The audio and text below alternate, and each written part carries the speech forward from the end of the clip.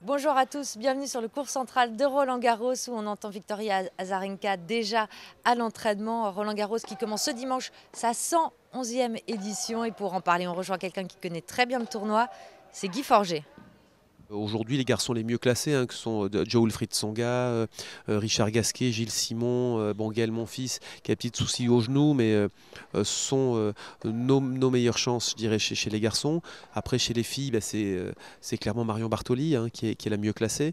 Donc, et puis, on a souvent des surprises, on a souvent des joueurs et des joueuses d'ailleurs qui nous surprennent. On ne les attend pas forcément en fin de première semaine, en début de deuxième semaine. Et ça, j'espère qu'on en aura aussi. Richard joue très bien ce terre battue, on le sait depuis plusieurs années. Et aujourd'hui, Richard, un peu comme Joe ou comme Gilles, fait partie justement de ces garçons qu'on peut retrouver en deuxième semaine ici à Roland-Garros.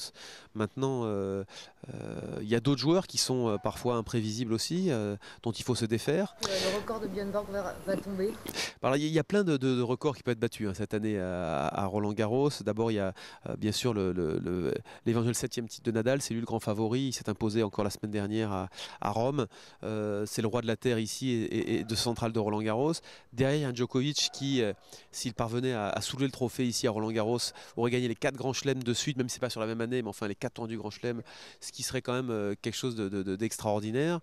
Et puis un Roger Federer qui rejoue extrêmement bien au tennis en ce moment, qui est bien inspiré, qui a connu très très peu la défaite depuis le début de saison et qui, ma foi, est venu tôt ici s'entraîner à Roland-Garros. Ça peut avoir son importance. Vous entrez dans les rangs de l'organisation de Roland-Garros. Qu'est-ce qui est le plus important pour vous dans cette nouvelle mission ?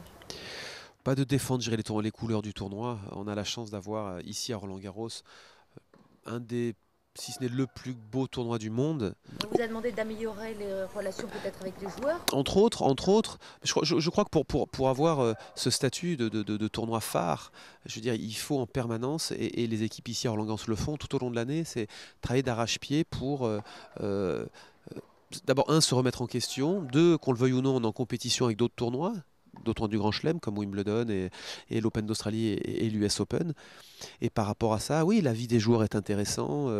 Et puis chaque année, on essaye de s'améliorer, de faire les choses en mieux, un peu plus grand, un peu plus beau, mais pas seulement pour les joueurs, pour les médias, pour le public, pour tous les gens qui viennent suivre cette quinzaine et les partenaires, bien entendu, sans qui on ne pourrait pas avoir un tournoi de cette envergure-là.